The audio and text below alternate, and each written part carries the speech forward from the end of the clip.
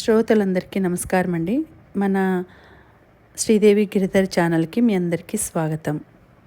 జీవన సౌరభం నవల వింటున్నామండి.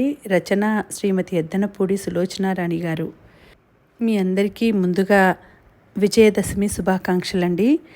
ఆ దుర్గమ్మ తల్లి, ఆ జగదంబ ఆశీస్సులు మనందరిపై ఉండాలని, అమ్మ కరుణ మనందరి మీద కురవాలని నేను మనస్ఫూర్తిగా కోరుకుంటున్నాను. ఇక ఆలస్యం చేయకుండా మనం కథలోకి వెళ్ళిపోదామండి. వీడియో చూసిన వెంటనే లైక్ చేసి, షేర్ చేసి మన ఛానల్ని తప్పకుండా సబ్స్క్రైబ్ చేసుకోండి. బెల్ ఐకాన్ యాక్టివేట్ చేసుకోండి. సౌందర్యకి మాటి మాటికి పర్సులోని 2000 రూపాయలు గుర్తుకు వస్తున్నాయి. అందాల పోటీలో అంగ ప్రదర్శన చేయడం తనకిష్టం. ఇప్పుడు వారించే తండ్రి లేడు. అనుకోకుండా అవకాశం వచ్చింది. ఎప్పుడైతే బిల్లు తనని ఇవ్వమని, డబ్బు లేదని అన్నాడో ఆ క్షణంలోనే భాస్కర్ మీద తనకి ఇంట్రెస్ట్ పోయింది. ఫోన్ చేయగానే క్షణాల మీద వచ్చి బిల్లు చెల్లించి, తాను వద్దంటున్నా ఇంకా 2 డ్రెస్సులు ఖరీదువి కొని ఇంటికి తీసుకువెళ్ళి టైలర్ని పిలిపించి ప్రత్యేక శ్రద్ధతో తనకి డ్రెస్ ఎలా కుట్టాలో జాగ్రత్త తీసుకున్న సహదేవవర్మ అంటే ఇష్టంగా అనిపించింది. ఆయనకి తన అందం అంటే ఆకర్షణ కలిగిందని అర్థమవుతోంది. అదే ఆయుధంతో ఆయన్ని జయించి ఆయన డబ్బును తనకి ఆసరాగా చేసుకోవాలి. సౌందర్య మనసులో తహతహ మొదలైంది. తల్లికి ఇవేవి చెప్పకూడదు. సంయుక్తని ఆవిడ ఏం చేయగలిగింది? సౌందర్యకి ధైర్యంగా అనిపించింది. నెల రోజులు తిరిగేసరికి సౌందర్య జీవితంలో వచ్చిన మార్పులు భానుమతిని పాతాళానికి కుంగదీసినాయి. సౌందర్య వెస్ట్రన్ స్టార్ స్పాన్సర్ చేసిన అందాల పోటీలో మిస్ హైదరాబాద్గా ఎన్నికైంది. మర్నాడు పేపర్లలో సౌందర్య ఫోటోలు వచ్చాయి. ఈ సంఘటన చిన్నదే అయినా పబ్లిసిటీ ఆర్భాటంగా ఉంది. మరో 20 రోజుల్లో సౌందర్య, సహదేవవర్మ రిజిస్టర్ మ్యారేజ్ చేసుకున్నారు. ఒక్క హైజంప్ చేసినట్లు సౌందర్య జీవితం మళ్ళీ కార్లు, మేడలు, ఫోన్లు, పార్టీలు, ఊళ్ళు తిరగడం ట్రాక్ మీదకి వచ్చేసింది. తండ్రి వయసున్న సహదేవవర్మని తనతో మాట మాత్రం అయినా చెప్పకుండా అలా పెళ్లి చేసుకున్నందుకు భానుమతి బిక్క చచ్చిపోయింది. అంతేకాదు, అదే వారంలో సౌందర్య సంయుక్త ఉద్యోగానికి ఉద్వాసన చెప్పించింది. నేనిప్పుడు ఆ హోటల్కి యజమానురాల్ని. నా సొంత చెల్లెలు అందరు ఉద్యోగస్తులతో కలిసి పనిచేయడం నాకిష్టం లేదు అంది సౌందర్య. సౌందర్య, కానీ అది నాకు, అమ్మకి అన్నం పెట్టే ఉద్యోగం. నేనేం తప్పు చేశాను అంది సంయుక్త. నువ్వు తప్పేం చేయలేదు. నాకిష్టం లేదు. నిన్ను అక్కడ చూస్తుంటే నేను ఉన్న ఆ మురికి కూపం గుర్తుకు వస్తుంది అంది. నాకు మళ్ళీ ఉద్యోగం దొరకడం కష్టం అంది సంయుక్త. అది నీ తలనొప్పి అంటూ సౌందర్య భుజాలు ఎగిరేసింది. అమ్మని చూడడానికి రావా? రాను. వచ్చి ఆవిడ తిట్టే తిట్లు వినలేను. అమ్మ ఏడుస్తోంది. అది ఆవిడ కర్మ. నా గురించి విచారం అవసరం లేదని చెప్పాను. వినకపోతే ఆవిడ హైరానా. అది నేనేం చేయలేను. నేను రేపు మా ఆయనతో కలిసి లండన్ వెళ్తున్నాను. నా కోసం రావటాలు, ఫోన్లు చేయటాలు చేయకండి అనేసి వెళ్ళిపోయింది సౌందర్య. సౌందర్య చిన్నప్పటి నుంచి స్వార్థపరురాలని తెలుసు, కానీ ఇంత కాఠిన్యం చూపించగలదని అనుకోలేదు. తాను, సంగీత, అమ్మ సౌందర్యకి ఏ విధంగానూ ఇక పనికిరారో. తాను కోరుకున్న ప్రపంచంలోకి ఎగిరిపోవడానికి వీళ్ళు గుదిబండలుగా అనిపిస్తున్నారు. వీళ్ల సమస్యలు వెంటేసుకుని తన జీవితంలో చికాకులు తెచ్చుకునే తెలివి తక్కువ మనిషి కాదు. సంయుక్త ఇంటికి వచ్చింది. తల్లికి తెలిసిన స్నేహితురాళ్ళు వచ్చి సౌందర్య వివాహం గురించి అడిగి సానుభూతి చూపిస్తున్నారు. భానుమతి వాళ్ల ముందు తలెత్తుకోలేకపోతోంది. ఇన్నాళ్ళు అందరినీ వెక్కిరించి ఫోన్లలో హేళనలే కాలక్షేపంగా నవ్వుకునేవాళ్ళు. అలాంటిది ఈరోజు సౌందర్య మూలంగా, సౌందర్యతో పాటు తాను కూడా ఫోన్లలో నవ్వుకునే సమాచారం అయిపోయామని ఆవిడ కుంగిపోతోంది. వాళ్ళు వెళ్ళిన తర్వాత సంయుక్త తల్లికి సౌందర్య అన్న మాటలు చెప్పింది. భానుమతి అది వినగానే మండిపడుతూ, వెధవముఖం వేసుకొని తల వంచుకు వచ్చేశావా? ఒక కత్తి తీసుకొని దాన్ని ముక్కలు ముక్కలుగా నరికి రాలేకపోయావా అంది. భానుమతికి సౌందర్య కంటికి కనిపించకుండా వెళ్ళిపోవడం కూడా చాలా బాధగా ఉంది. పెద్ద కూతురు భానుమతికి చిన్న వయసులోనే పుట్టింది. ఇద్దరూ అక్క చెల్లెలలా స్వతంత్రంగా మాట్లాడుకుంటారు. మనసులో ఎవరి మీద అక్కసు ఉన్నా పెద్ద కూతురుతోనే వెళ్ళబోసుకోగలదు భానుమతి. ఇప్పుడు ఆ అవకాశం పూర్తిగా పోయింది. సంగీత ఒట్టి వాజమ్మ. భగవంతుడు దానికి ఆ సుమధురమైన కంఠం వరంగా ఇచ్చాడు తప్ప దానిలో ఇంకేం ప్రత్యేకత లేదు. ప్రతిదానికి ఇట్టే ఏడుస్తుంది. ఏ బాధ తట్టుకోలేదు. సంయుక్త సమర్థురాలు అయినా ఎప్పుడూ తండ్రి పక్షం నిలబడి తనని విమర్శించడంతో భానుమతికి సంయుక్తతో మనసు విప్పి మాట్లాడే చనువే లేదు. ఇద్దరి మధ్య ఏదో తెలియని దూరం. సంయుక్త ఎప్పుడూ తన చర్యలు చూసి ఆ కళ్ళల్లో స్పష్టమైన అసమ్మతి ధోరణి ప్రదర్శిస్తూ ఉంటుంది. అక్షరాల తండ్రి పోలికే. సంయుక్త ఉద్యోగం, సౌందర్య పీకించేయడం భానుమతికి ఆశనిపాతమైంది. వయసు మళ్ళిన వాడిని చేసుకున్న డబ్బుగలవాడి సాహచర్యంలో కాస్త తమని కనిపెట్టి చూడాల్సింది పోయి తెగతెంపులు చేసేసుకుంది. పెద్ద కూతురు ఎప్పటికైనా సౌందర్యకి గొప్పింటి సంబంధం చేసి వాళ్ల నీడలో ఇక తన జీవితం వెళ్ళదీయాలనుకున్న భానుమతి ఆశ అడి ఆశ అయింది. పిల్లలు తన చేతి నుంచి తప్పించుకుని వాళ్ల భవిష్యత్తులు వాళ్ళు స్వతంత్రులుగా సర్వస్వతంత్రులుగా వెతుక్కోవడం భానుమతి సహించలేకపోతోంది. సౌందర్యకి రాబోయే వరుడుగా తనకి కాబోయే అల్లుడి గురించి ఎంతో కమ్మటి కళ భానుమతికి ఉంది.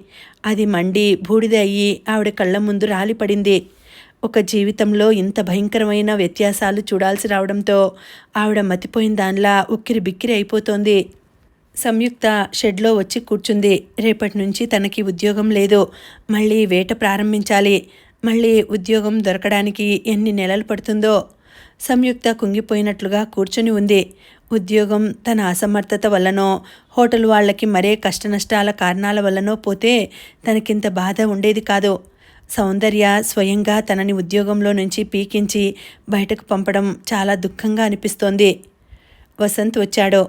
ఏమిటి సంజు అలా కూర్చున్నావు అడిగాడు వసంత్. సంయుక్త క్లుప్తంగా చెప్పింది. కంగ్రాచ్యులేషన్స్ అన్నాడు చిరునవ్వుతో. నాకు ఉద్యోగం పోతే అభినందనలా అంది చిరుకోపంగా సంయుక్త. కాదు, మా ఆఫీస్లో ఒక పోస్ట్ ఖాళీ వచ్చింది. ప్రసిద్ధులైన సీనియర్ సిటిజన్స్లా వారి వారి వృత్తులలో సమర్థులైన వారిని ప్రతి వారం ఒకరిని ఇంటర్వ్యూ చేయాలి. ఆ పేజీ కూడా నాకే అప్పచెప్పారు. అసలు రహస్యం, ఆ పేజీకి ఏడాది పాటు వీళ్ళు ఒక పెద్ద అడ్వర్టైజర్ని స్పాన్సర్గా పెట్టుకున్నారులే. మనకి మంచి జీతం ఇచ్చినా వాళ్ళకి బాగా మిగులుతుంది. కానీ ఒక్కటే ముఖ్యమైన సంగతి, ఆ ఇంటర్వ్యూలు బాగుండాలి. అంటే నేను మీ ఆఫీస్లోనే పని చేయవచ్చునా? సంతోషంగా అడిగింది సంయుక్త. మా ఆఫీస్లో ఏమిటి, నా సెక్షన్లోనే. మనం కలిసి వెళ్ళి కలిసి రావచ్చు. నువ్వు ఆ బస్టాప్ల దగ్గర పడిగాపులు పడనక్కర్లేదు. పొద్దుపోయినా పర్వా. వసంత్ సడన్గా ఆగిపోయాడు. సంయుక్త వచ్చి అతని మెడ చుట్టూ గట్టిగా చేతులు పెనవేసి అతని భుజం మీద తల దాచుకుని కళ్ళు మూసుకుంది. కంటి నుంచి రాబోతున్న నీటిని పెదవి బిగించి ఆపుకోవడానికి ప్రయత్నిస్తూ. వసంత్ మాటలు ఆగిపోయినాయి. అనుకోని ఈ చర్యకు అతను చకితుడయ్యాడు. Thank you Vasu. నువ్వు రాకముందు నేనెంత దిగులు పడ్డానో తెలుసా? ఈ లోకంలో నా కోసం ఒక వెలుగు కిరణమైనా లేనట్లు గాఢాంధకారంగా అనిపించింది. అతను ఏం చెప్పలేకపోతున్నాడో. వాసు, ఈ ఉద్యోగం వస్తుంటే నాకు చాలా సంతోషంగా ఉంది. అతను మాట్లాడలేదు. నీకు సంతోషంగా లేదా వాసు? ఉంది. సంయుక్తకి అప్పుడు తాను అనుకోకుండా చేసిన పని గుర్తుకు వచ్చింది. మెల్లగా అతన్ని వదిలేసింది. ఐఆమ్ సారీ వాసు అంది. అతని ముఖం కందినట్లుగా ఉంది. నేనేమన్నా తప్పు చేశానా? ఆమె కళ్ళల్లో లజ్జ తొంగి చూస్తోంది. అతను లేదన్నట్లు తల ఊపాడు. మరి ఎందుకు అలా సీరియస్గా ఉన్నావు? ఏం మాట్లాడవేం అంది నిష్ఠూరంగా. నువ్వెప్పుడూ ఇలాగే సంతోషంగా ఉండాలి సంజు. నువ్వు అవకాశం ఇస్తే బాగా కష్టపడి ఫలితం తెచ్చుకోగలవు అన్నాడు వసంత్. నీలాగే కదూ అంది. నేనా? ఏమో నాకు తెలియదు అన్నాడు. నీ సంగతి నాకు తెలుసు అంది సంయుక్త. వసంత్ నవ్వాడు. సరే, ఎప్పుడైనా నాకు అర్థం కాకపోతే నిన్నడుగుతాను అన్నాడు. నేను నా విషయంలో అంతే చేస్తాను. ఇది బాగుంది. మనిద్దరం ఒకరి మనసుకి ఒకరు నిలువుటద్దాం అన్నమాట, అవునా? అతను అవునన్నట్లు తల ఊపాడు. సంయుక్త చూపుడు వేలు చూపి అంది. జాగ్రత్త వాసు, నీ రహస్యాలు నాకు తెలిసిపోతాయి. ఆ భయం నాకేమీ లేదు. నీ గురించి ఆలోచించుకో అన్నాడు. ఇద్దరు అనుకోకుండా పక్కున ఒకేసారి నవ్వారు. ఇదిగో సంగీత, నువ్వు ఇదివరకులా తల్లిదండ్రుల చాటు పిల్లవి కాదు. మీ నాన్న పోయారో, మీ అమ్మ ఇంట్లోంచి బయటికి రావడం లేదు. నీ నిర్ణయాలు నువ్వే చేసుకోవాలి. సౌందర్య చూడు, ధైర్యం చేసి ఎంత స్వతంత్రంగా హాయిగా తిరుగుతోందో అన్నాడు చక్రపాణి. కొత్త కాంట్రాక్ట్ ఒకటి సంతకం చేయించాడతను. సంగీత వెంటనే గుడికి వెళతానంది. చక్రపాణి సంగీతని గుడికి తీసుకువచ్చాడు. సంగీత గుడి చుట్టూ 25 ప్రదక్షిణాలు చేస్తుంటే చక్రపాణి విసుగు భరిస్తూ మెట్ల మీద కూర్చొని గుడికి వచ్చిపోయే అమ్మాయిలను చూస్తున్నాడు. అతనికి సంగీతలో, ఆమె కంఠంలో మాధుర్యం తప్ప మిగతా ప్రవర్తన అంతా విసుగే. అతి భయస్థురాలు, ఎక్కడలేని మొహమాటం, కొత్త వాళ్ల ముందు నోరెత్తి అస్సలు మాట్లాడలేదు. కానీ కంఠం విప్పిందంటే నాజూకుతనం నాట్య మయూరి అయిపోతోంది. ముఖాముఖి మనుషులతో 2 మాటలు కూడా మాట్లాడలేదు. కానీ వేల మందిని తన గాన మాధుర్యంతో మంత్రముగ్ధులని చేస్తుంది. ఆమె కంఠం ఒక బంగారు గని. చక్రపాణి విరించి ఆడియో రికార్డ్ సెంటర్లో రికార్డిస్టుగా పనిచేస్తున్నాడు. మొదటిసారి కాలేజీ తరపున రేడియో కార్యక్రమం సమర్పించడానికి, ప్రార్థనా గీతం పాడడానికి వచ్చింది. ఆ అమ్మాయి గొంతు మైక్లో వినగానే అతని మనసు ఆనందంతో పులకరించింది. ఒక అపూర్వమైన కళ ఆ కంఠంలో రాసిపోసినట్టే ఉంది. తర్వాత 1-2 సార్లు వేరే వాళ్ల పాటలు రికార్డ్ చేస్తుంటే, ఆర్టిస్టులు ఇబ్బంది పెడుతుంటే సంగీత పేరు తానే సూచించాడు. సంగీత పాడిన పాటలు చాలా ఆదరణ పొందాయి. భానుమతికి చక్రపాణిపై ప్రత్యేక గౌరవం లేకపోయినా సంగీత కంఠానికి పదును పెట్టేందుకు ప్రయత్నిస్తున్న అతన్ని నిరసనగా చూడలేదు. తన కుటుంబానికి, ముఖ్యంగా తన కూతుళ్లకి పనికి వచ్చే వ్యక్తులని ఆవిడ ఇట్టే పసిగట్టగలదు. వారు పనికి వస్తారంటే ఒక కప్పు కాఫీ ఇచ్చి తీయటి మాటలతో వాళ్ళు అనుకున్న దానికంటే 1000 తమకి ఉపయోగపడడానికి ఉత్సాహపడిపోయేట్టు చేయగలదు. చక్రపాణి ఆవిడ వాత్సల్య గాలానికి అలాగే చిక్కుకున్నాడు. భానుమతితో పరిచయం అతనికి 1000 ఏనుగుల బలం వచ్చినట్టయింది. సంగీతని రకరకాలుగా పాటల కార్యక్రమాల్లో వచ్చేలా ఏర్పాట్లు చేసాగాడు. భానుమతి ఇంట్లో కాలు మీద కాలేసుకుని కూర్చుంటే చక్రపాణి ఊరంతా తిరిగి సంగీతకి పనికి వచ్చే వాళ్ళని పట్టుకుని ప్రోగ్రామ్స్ని సంగీతతో చేసేలా నానా తిప్పలు పడి ఎప్పటికప్పుడు వివరాలు భానుమతికి ఫోన్ ద్వారా తెలియచేసేవాడు. భానుమతి ఇంట్లో ఏ స్వీటో తింటూ, Pani, you are very clever, you are correct, you are smart అని అభినందిస్తుంటే అతను ఉదయం నుంచి భోజనం చేయకుండా ఈ తిరుగుళ్ళకి ఖర్చు పెట్టిన డబ్బులు, అవజేసుకున్న నష్టం కూడా గుర్తుకు వచ్చేది కాదు. రికార్డింగ్కి సంగీత కారులో రాగానే తాను వెళ్ళి సంగీతని కార్ డోర్ తెరిచి లోపలికి తీసుకురావటంలో అతను థ్రిల్ ఫీల్ అయ్యేవాడు. ఆమె గొంతు వింటే ఇక ఒళ్ళు తెలియనంత పరవశంగా ఉండేది. సంగీతని పైకి తీసుకురావడం ద్వారా తాను కూడా జీవితంలో పై మెట్టెక్కేసి భానుమతి అల్లుడిగా అందరిలో గౌరవ ప్రతిష్టలు పొందాలని మరీ తాపత్రయపడసాగాడు. అతనికి ఒకటి బాగా తెలుసు, ఈ సంఘంలో మనిషి గౌరవ ప్రతిష్టలు పొందాలంటే ఒక జీవితకాలం కష్టపడాలి. కానీ అవే గౌరవ ప్రతిష్టలని లబ్ధ ప్రతిష్టలైన వారి సరసన చేరిపోతే 24 గంటల్లో సంపాదించుకోవచ్చు. కానీ చక్రపాణి కన్న కలలు భరద్వాజ హఠాన్మరణంతో పెళ్ళున బద్దలైనాయి. అతనికి సంగీత అంటే ఇష్టం, అయిష్టం సరిగ్గా సమపాళ్లలో ఉన్నాయి. సంగీత కంఠం అంటే అపరిమితమైన ఇష్టం. అంత మంచి కంఠస్వరం కేవలం దైవప్రసాదం. 1,000,000 మందిలో కూడా ఇంకొకరికి ఉండదేమో. కానీ వ్యక్తిగతంగా సంగీత పరమ బోర్. ఆమెకి కొన్ని బలహీనతలున్నాయి. అందులో దైవభక్తి ఒకటి. ప్రతిదానికి ఆ దేవుణ్ణి జత కలిపితే గాని ఊరుకోదు. నలుగురిలో కలవలేదు, సరదాగా మాట్లాడలేదు. అన్నింటికంటే మరీ భయంకరం, సంతోషం వచ్చినా బాధ వచ్చినా ఇట్టే ఏడ్చేస్తుంది. సహజంగా ఎప్పుడూ సంతోషమో బాధో వెలుగు నీడల్లా ఆమె వెంటే ఉంటాయి. ఏదీ తనంతట తాను ధైర్యంగా నిర్ణయం చేసుకోలేదు. విపరీతమైన గుంజాటన ఎక్కువ. ఒక నిర్ణయం తీసుకుంటే తీసుకోకుండా ఉంటేనే బాగుండేదేమో అని ఎక్కువ మదన పడుతుంది. ఇంట్లో వాళ్ళు సంగీతని ఎక్కువగా ఎందుకు పట్టించుకోరో చక్రపాణికి ఇప్పుడు అర్థం కాసాగింది. భరద్వాజ ఆత్మహత్య చేసుకోవడం, వారి ఆస్తిపాస్తులు ఆరిపోవడం, భానుమతి బీదరికం నిండిన చుట్టాల ఇంటిలో కూతుళ్లతో కలిసి తలదాచుకోవడం చక్రపాణికి షాకింగ్గా అనిపించాయి. గొప్పవాళ్ల గోత్రాలు అంటారు, ఇదే కాబోలు అని వెగటుగా అనిపించింది. అతను మెల్లగా సంగీతని కలుసుకోవడం మానేశాడు. కానీ భగవంతుడు అతని రాత సంగీతతోనే కలిపి రాశాడు. అతను పనిచేస్తున్న ఆడియో రికార్డింగ్ థియేటర్ నష్టాల ఊబిలో కూరుకుపోతోంది. ప్రొపరేటర్తో చక్రపాణికి బాగా చనువు. ఏదైనా చెయ్యి పాణి, ఈ నష్టంలో నుంచి బయటికి లాగే ఆసరా చూడు. అందరం కుటుంబాలు గలవాళ్ళమే, మనకి ఇది తప్ప ఇంకో పని చేయడం రాదు అన్నారాయన. ఆయన కుటుంబం పెద్దది. ఇక తనకి తల్లి, పెళ్ళిళ్ళు చేయాల్సిన చెల్లెళ్ళు 2 ఉన్నారు. ఈ మధ్యనే అన్నయ్య గుండెపోటుతో పోవడంతో వదిన 2 పిల్లలకు కూడా తిండి పెట్టే బాధ్యత తన మీదనే పడింది. తాను కాస్త శ్రమపడితే సంగీత గొంతుని బాగానే డబ్బుగా మార్చుకోవచ్చు. అందువల్ల అతను సంగీత కుటుంబం పరువు ప్రతిష్టలు తిరగబడినా సంగీతని వదులుకోలేకపోతున్నాడు. అతనికి పరిస్థితులు అలా వచ్చాయి. సంగీత అందరి ఆడపిల్లల్లా కరుకు కాదు. అది తనకి మంచిదే. చక్రపాణి గుడి చుట్టూ ప్రదక్షిణలు చేస్తున్న సంగీతని మళ్ళా దీర్ఘంగా చూశాడు. సంగీత చూడటానికి బాగుంటుంది. బంగారానికి తావిలా ఆమె నాజూకైన అందంలో ఆ కళా ప్రతిభ అర్థం చేసుకున్న వారికే ఆమె విలువ తెలుస్తుంది. చక్రపాణి నిట్టూర్చాడు. సంగీతని పెళ్లి చేసుకుంటే ఎప్పుడూ ఇంకా ఆమెని పసిపాపలా సాకుతూ తాను ఒక దాది అవతారం ఎత్తాల్సిందే.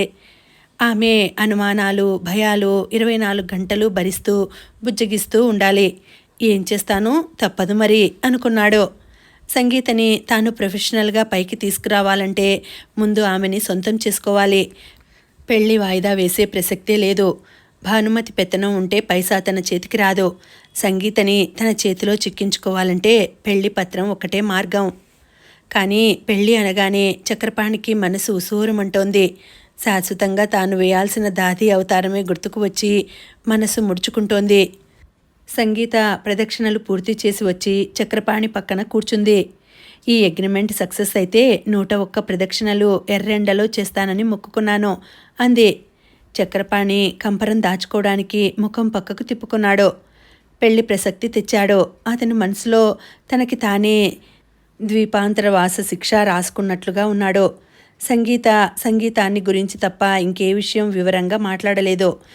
ఎప్పట్లాగానే అమ్మని అడుగుతాను అనే రెడీమేడ్ ఆన్సర్ నాలుగు మీదకి ప్లే చేసినట్లు వచ్చేసింది. అమ్మని అడిగే ముందు మనిద్దరం ఆలోచించుకోవాలి కదా. చక్రపాణికి తాను దాది వేషం మొదలుపెట్టినట్టు అనిపించింది.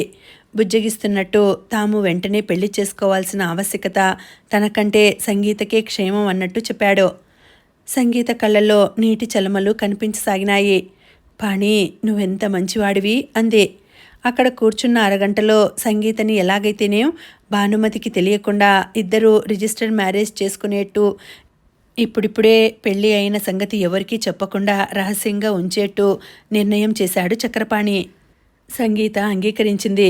అంగీకరించకుండా ఉండేందుకు వీల్లేనట్టుగా చక్రపాణి తిరకాసు పెట్టాడు. సంగీత కాదంటే ఇప్పుడే ఆ దేవుడి సాక్షిగా ఇద్దరూ శాశ్వతంగా విడిపోయేట్టు అగ్రిమెంట్ క్యాన్సిల్ చేసేట్టు చెప్పాడు. సంగీత సందిగ్ధంలో పడింది. భయంగా చూసింది. కాసేపు గోళ్లు కొరికింది. చివరకు, సరే, ఈ క్షణం నుంచి నువ్వే నా సర్వస్వం అనుకుంటాను అంది. చక్రపాణిని లేచి తనతో రమ్మనమని అడిగింది. దేవుడి విగ్రహం ముందుకు తీసుకువెళ్ళి నన్నెప్పుడూ మోసం చేయనని వాగ్దానం చెయ్యి అని అడిగింది. ప్రామిస్ అన్నాడు చక్రపాణి విసుగు దాచుకుంటూ. నా తల మీద చెయ్యి పెట్టి చెప్పు అంది. అంటూనే అతని కుడి చెయ్యి తల మీద ఆనించుకుంది. ప్రామిస్ అన్నాడు. చక్రపాణి ఇలాంటి అబద్ధపు వాగ్దానాలు చాలా చేస్తాడు. వెంటనే లోపల ఐ క్యాన్సిల్ ఇట్ అనుకుని థు అనేస్తాడు. ఇప్పుడు అలానే అనుకున్నాడు. నువ్వు దేవుడి ముందు వాగ్దానం చేశావు, తప్పావంటే చూడు మరి అంది. ఏమవుతుంది కుతూహలంగా అడిగాడు. నీకు కళ్ళు పోతాయి సీరియస్గా అంది సంగీత. ఓహోహో, చక్రపాణి గట్టిగా నవ్వేశాడు. అంత సత్యం ఉంటే ఈ పాటికి నా కళ్ళే కాదు, కాళ్ళు చేతులు చెవులు ఊడిపోవాల్సిందే అని లోపల అనుకున్నాడు. సంగీత మాత్రం భక్తిగా 2 చేతులు హృదయపూర్వకంగా జోడిస్తూ, నాదేం లేదు స్వామి, అంతా నీ దయ. నువ్వు ఏ మార్గం చూపిస్తే అటు వెళ్ళడమే నా కర్తవ్యం. ఇది అంతే అనుకుంది. ఆమె మనసు హాయిగా నిర్మలంగా ఉంది. ప్యారిస్లో ఒక హాల్లో పెద్ద పడక గది. అంతా గోల్డ్ అండ్ బ్లూ మ్యాచింగ్ కలర్స్లో చుట్టూ గోడలకి నిలువుటద్దాలతో అందంగా ఆర్భాటంగా ఉంది. ఆ పెద్ద పక్క మీద మధ్యలో సౌందర్యం ముడుచుకుని దిళ్ళకి ఆనుకుని కూర్చుని ఉంది. క్షణం క్రితమే సౌందర్యకి సహదేవ వర్మకి అభిప్రాయ భేదంతో పెద్ద మాటల యుద్ధం జరిగింది. సౌందర్యకి వెళ్ళి డైనింగ్ హాల్లో భోజనం చేయాలని ఎంతో ఇష్టంగా ఉంది. సహదేవ వర్మకి గదిలో ఏకాంతంగా తాము ఇద్దరే సరస సంభాషణలతో భోజనం చేయాలని ఉంది. ఇంటి దగ్గర ఎట్లాగూ ఇద్దరమే ఉంటాం, ఇంత మంచి చోటుకి వచ్చి కూడా ఈ 4 గోడల మధ్య మనము అని సౌందర్య విసుక్కుంది. ఆయనకు బట్టల విషయంలో చాలా అభిరుచి ఉంది. సౌందర్యకి ఖరీదైనవి, రకరకాల దుస్తులు డబ్బుకి వెనకాడకుండా కొంటాడు. సౌందర్య మొదట్లో చిన్నపిల్లలా చాలా ఆనందపడిపోయింది. కానీ రాను రాను సౌందర్యకి తాను స్వేచ్ఛ లేని ఒక బంగారు పంజరంలో ఇరుక్కున్నానని తెలిసిపోయింది. ఆయన సౌందర్యం మీద ఖర్చు పెట్టిన ప్రతి రూపాయి ఆయన సంతోషానికి ఉపయోగపడాలి. సౌందర్య ఆనందంతో బయట తిరగాలని, సంతోషంతో బాగా అలంకరించుకొని మురిసిపోతున్న కొద్దీ ఆయన ఆమెని గదిలో బంధించాలని చూస్తున్నాడు. బయటకు వెళ్ళడం ఒక రకంగా ఆయనకు చాలా ఇబ్బందిగా ఉంది. సౌందర్యని పెళ్లి చేసుకున్న కొత్తలో అందరూ ఆయన పక్కన సౌందర్యని చూసి మీ కూతురా అని అడిగేవాళ్ళు. సౌందర్య ఆ 6 నెలల్లో బ్యూటీ పార్లర్స్కి వెళ్ళి ఎక్సర్సైజ్ చేసి ఇంకా సన్నం అవడంతో ఇప్పుడు మీ మనవరాలా అని అడుగుతున్నారు. ఆయన పక్కన సౌందర్య 10 సంవత్సరాల వయసు తగ్గినట్టు ఉంటే ఆయన వయసు 10 సంవత్సరాలు పెరిగి ఎక్కువ వార్ధక్యం ఉన్నట్టుగా కనిపిస్తోంది. సౌందర్యకి పగలు ఆయనతో తిరగడం, షాపింగ్, లంచ్లు, సైట్ సీయింగ్ స్వర్గంలా ఉంది. రాత్రి ఆయనతో పడక పంచుకోవడం ఒక భయంకరమైన నరకం. ఆయన స్పర్శ ఏవగింపుగా అనిపిస్తుంటే ఎలాగో బలవంతంగా ఆ అసహనం ఆపుకొని భరిస్తోంది. సౌందర్యని వివాహం చేసుకున్న తర్వాత సహదేవ్ వర్మకి ఒక రకంగా చాలా హాయిగా ఉంది. వ్యాపార రీత్యా డిన్నర్లు, లంచ్లకి ఆయన పక్కన సౌందర్య ఉండడం, హుందాగా ప్రవర్తించడంతో ఆయన వ్యాపార ప్రయత్నాలకి సగం సరసమైన వాతావరణం కలిగి ఫలితాలు బాగానే రాసాగాయి. ఆయనకు పైకి చూపించడానికి ఒక్క హోటలే గాని రహస్యమైన వ్యాపార లావాదేవీలు చాలా ఉన్నాయి. డబ్బు రకరకాల రూపాలలో ఉంది. ఎక్కడ డబ్బు బాగా ఖర్చు పెట్టాలో, ఎక్కడ వెనక్కి లాగాలో ఆయనకి బాగా తెలుసు. ప్యారిస్ రాగానే ఊరంతా తిరిగేయడానికి సౌందర్య ఒకటే ఉత్సాహపడిపోయింది. కానీ ఆయన ఉన్న వారం రోజుల్లో 3 రోజులు కూతురు దగ్గరే గడిపాడు. ఆ అమ్మాయికి సౌందర్య అంటే విపరీతమైన ఈర్ష్య. చీటికి మాటికి ఏదో ఒకటి పరిహాసంగా వ్యంగ్యోక్తి విసురుతూనే ఉంది. సౌందర్య ఆగలేక జవాబు చెప్పేసి ఆ అమ్మాయి ముఖం మాడిపోయేలా చేసింది. పెద్ద గొడవ అయిపోయింది. సహదేవ్ వర్మ, సౌందర్య హోటల్కి తిరిగి వచ్చేశారు. ఇద్దరి మధ్య అగ్నిపర్వతం బద్దలైనంత వేడిగా ఘర్షణ అయింది. ఇద్దరి మనసులో పెళ్ళైన తర్వాత ఒకరి పట్ల ఒకరికి ఉన్న అసంతృప్తి మాటల రూపంలో బయటికి లావాలా ప్రవహించేసింది. ఇట్లా నేను ఉండలేను, నేను వెళ్ళిపోతాను, సౌందర్య బెదిరించింది. ఓకే, ఆయన వెంటనే ఫోన్ చేసి ఎయిర్లైన్స్కి, ఇండియాకి టికెట్ అడిగేశాడు. సౌందర్య కంగుతింది. సహదేవ వర్మ బెదిరిస్తే బెదిరిపోయే రకం కాదు అని అర్థమైంది. ఇండియాకి 2 గంటల్లో ప్లేన్ ఉంది, నువ్వు వెళ్ళిపో, నేను ఎల్లుండి వస్తాను, రాగానే డైవోర్స్కి అప్లై చేస్తాను అన్నాడాయన నిర్మోహమాటంగా. సౌందర్య బాగా వెనక్కి తగ్గిపోయింది. వెంటనే లేచి బాత్రూంకి వెళ్ళిపోయింది. బాగా ఏడుపు వచ్చేసింది. వెక్కి వెక్కి ఏడవసాగింది. ఇండియా వెళ్ళిపోతే తానెలా బతకగలదు? సౌందర్యకి మొదటిసారిగా తండ్రి నిజంగా గుర్తుకు వచ్చాడు. సౌందర్యకి తన పరిస్థితి చాలా నిస్సహాయంగా అనిపించింది. సహదేవ్ వర్మ వచ్చి తలుపు తట్టాడు. సౌందర్య తలుపు తీయకూడదని అనుకుంది. కానీ అది మరీ బంధం తెగే వరకు లాగడం అవుతుందనిపించింది. ఆయనంటే ఒక రకంగా భయం మొదలైంది. తనదే తప్పు. ఆయన కూతురు వాగుతుంటే పట్టనట్లు 10 నిమిషాలు ఓర్చుకుంటే సరిపోయేది. మళ్ళీ తలుపు చప్పుడు వినిపించింది. సౌందర్య వచ్చి తలుపు తీసింది. ఎదురుగా సహదేవ్ వర్మ. ఏడుపుతో ముఖం వాచిపోయిన సౌందర్యం చూస్తే ఆయనకు గుండె కరిగిపోలేదు, జాలి రాలేదు. ఆడవాళ్ల ఏడుపు చూసి చూసి ఆయన విసిగెత్తిపోయి ఉన్నాడు. వాళ్ళ ఏడుపుకి ఆయనకి కనికరం కలగదు. సౌందర్యే కాదు, చిన్నప్పుడు కూతురు ఏడ్చినా అంతే. పిల్లలకి కావలసినవి ఇచ్చేవాడు, తన వల్ల అయ్యేవి చేసేవాడు. అంతకు మించి వాళ్ళు హఠం చేస్తే ఊరుకునేవాడు కాదు. ఏడిస్తే 2 తగిలించేవాడు. వెంటనే నోరు మూసుకునేవాళ్ళు. ఆయన ఇప్పుడు కూడా అదే చేశాడు. సౌందర్యని ఈడ్చి చెంప మీద ఒకటి తగిలించాడు. సౌందర్య బిత్తరపోయింది. తల్లి తండ్రి ఎప్పుడూ ఒంటి మీద చెయ్యి వేయలేదు. ఎంతో గారాబంగా పెంచారు. సౌందర్య మరుక్షణం దెబ్బతిన్న బెబ్బులిలా ఆయన మీద పడింది. ఆయన జుట్టు పట్టి పీకింది, పళ్లతో కొరికింది, గోళ్లతో చీల్చడానికి పెనుగులాడింది. సహదేవ్ వర్మ సౌందర్యం నుంచి విడిపించుకోవడానికి పెనుగులాడుతున్నాడు. ఆయనకు గుండెలు దడదడలాడిపోతున్నాయి. సౌందర్యని కంట్రోల్ చేయలేకపోతున్నాడు. ముదిమి మీద వయసు తిరగబడినట్లుగా ఉంది. వయసుకి ఉండే జవసత్వాల ముందు ముదిమ్మి తల వంచక తప్పదన్నట్లు ఆయన సౌందర్య తనని మంచం మీద పడేసి బాదుతుంటే ప్రాణరక్షణకి పెనుగులాడుతూ ఎలాగో చేయి చాచి ఫోన్ అందుకుని రిసెప్షన్ నుంచి బాయ్ని అర్జెంటుగా పంపమని ఆదేశించాడు. 2 నిమిషాల్లో ఒకతను వచ్చి తలుపు తట్టాడు. సహదేవ్ వర్మ ఎలాగో విడిపించుకొని వెళ్ళి తలుపు తీశాడు. సౌందర్య ఆ క్షణంలో పిచ్చి పట్టిన దానిలాగానే వెర్రి ఆవేశంతో ఉంది. సహదేవ్ వర్మ ఫ్రెంచ్లో తన భార్యకి హిస్టీరియా ఉందని, వెంటనే డాక్టర్ కావాలని, తాను ఆమెని కంట్రోల్ చేయలేకపోతున్నానని, తనకు సాయం చేయాలని అడిగాడు. వెంటనే అతను వచ్చి సౌందర్యని బల్లూకంలా చేతుల మధ్య బిగించేశాడు. స్కౌండ్రల్, నన్ను కొడతావా? I will kill you. Soundarya అరుస్తోంది, ఏడుస్తోంది. పావుగంటలో డాక్టర్ వచ్చి ఇంజెక్షన్ ఇచ్చాడు.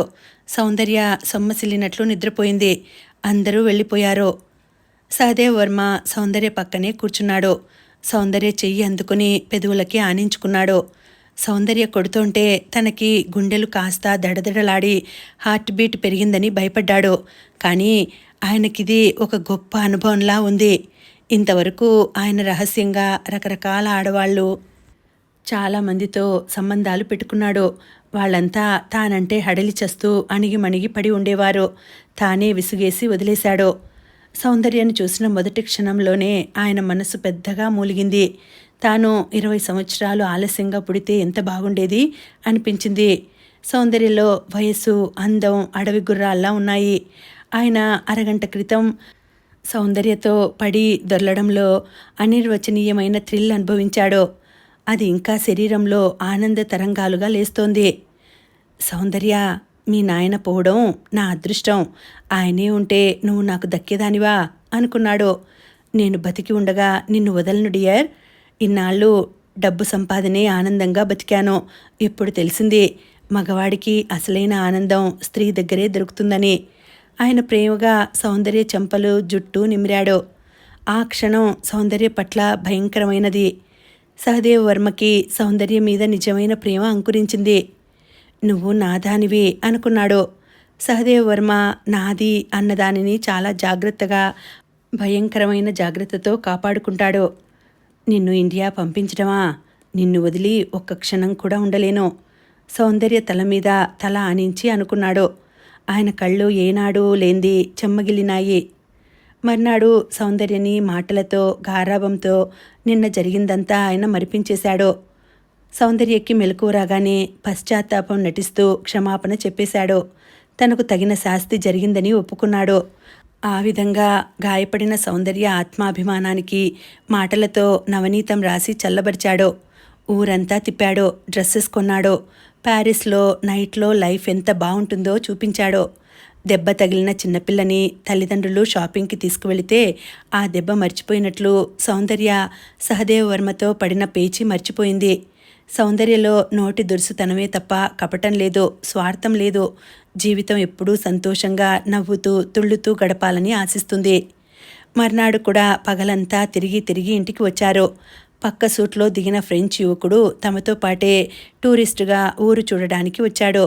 అతను సౌందర్య పట్ల ఆరాధనాభావంతో చూడసాగాడు. సహదేవ్ వర్మని చూపిస్తూ సౌందర్యని మీ గ్రాండ్ ఫాదరా అని అడిగాడు. సహదేవ్ వర్మకి ఒళ్ళు మండిపోయింది. నేను మీ ఇద్దరికీ డిన్నర్ ఇస్తాను అన్నాడు అతను.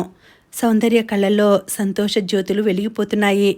రూమ్లో 9 గంటలు అవుతుండగా చాలా బాగా తయారైంది. మనం డిన్నర్కి వెళ్ళడం లేదు అన్నాడు సహదేవ్ వర్మ. ఎందుకని? నాకు బడలికగా ఒళ్ళు నొప్పులుగా ఉంది. వచ్చి కూర్చోండి, ఊరికే పిలిస్తే వెళ్ళకపోవడం ఏం మర్యాద? వాడెవడు మనకు మర్యాద చూపించడానికి? మర్యాదగా మాట్లాడితే బాగుంటుందేమో. నేను అతనికి మనం డిన్నర్కి రావడం లేదని చెప్పాను. ఎప్పుడు? నువ్వు స్నానం చేస్తున్నప్పుడు. సౌందర్య కళ్ళల్లో ఆనంద జ్యోతులు టప్పున ఎవరో ఊదేసినట్టే ఆరిపోయాయి. మనం ఇక్కడే డిన్నర్ తిందాం, బేరర్కి చెప్పాను అన్నాడు సహదేవ్ వర్మ. నాకు ఆకలిగా లేదు అంది. ఇప్పుడేగా డిన్నర్కి వెళదామన్నావు అన్నాడాయన. నన్ను విసిగించకండి, చెవుల లోలాకులు తీసేస్తూ అంది సౌందర్య. ఆ ముఖంలో విసుగు, చిరాకు, అణిచిపెట్టుకున్న ఆగ్రహం ముమ్మురంగా వచ్చేసినాయి. ఆయన వెనుకగా వచ్చి భుజాల మీద చేతులు వేశాడు. సౌందర్య చేతులు విదిలించి పారేసింది. ఆయన సౌందర్య తీసేసిన లోలాకులు చేతిలోకి తీసుకున్నాడు. నేను రానని చెప్పలేదు, నిన్ను ఏడిపించటానికి అలా అన్నాను అన్నాడు. సౌందర్య నమ్మలేకపోయింది. నిజం, అతనిప్పుడే ఫోన్ చేశాడు, పావుగంటలో వస్తున్నామని చెప్పాను అన్నాడు సహదేవవర్మ. నిజంగానా? సౌందర్య ముఖంలో కళ తొంగి చూడబోతూ అపనమ్మకంగా ఆగింది. నిజంగా. ఆయన సౌందర్యని ఇప్పుడు మళ్ళా భుజాల మీద చేతులు వేసి తన వైపు తిప్పుకున్నాడు. సౌందర్య ఇప్పుడు అంత గట్టిగా తిరస్కరించలేదు. ఆయన సౌందర్యని దగ్గరకు తీసుకుని తనకిష్టం వచ్చినట్లు పెదవులు శరీరం మీద ఆనించాడు. సౌందర్య బిగబట్టి భరిస్తోంది. ఆమె మనసు ఆనందంగా ఉంది. శరీరం యాంత్రికంగా పట్టనట్టు సహదేవవర్మ పెదవుల్ని భరిస్తోంది. సౌందర్య క్షణంసేపు ఆ ఫ్రెంచ్ యువకుడే తనని దగ్గరికి తీసుకున్నట్లు ఊహించింది. ఇంకా ఉందండి, కథ కొనసాగుతుంది. మళ్ళీ వచ్చే వీడియోలో తర్వాతి భాగం తెలుసుకుందామండి. అంతవరకు సెలవు. నమస్తే.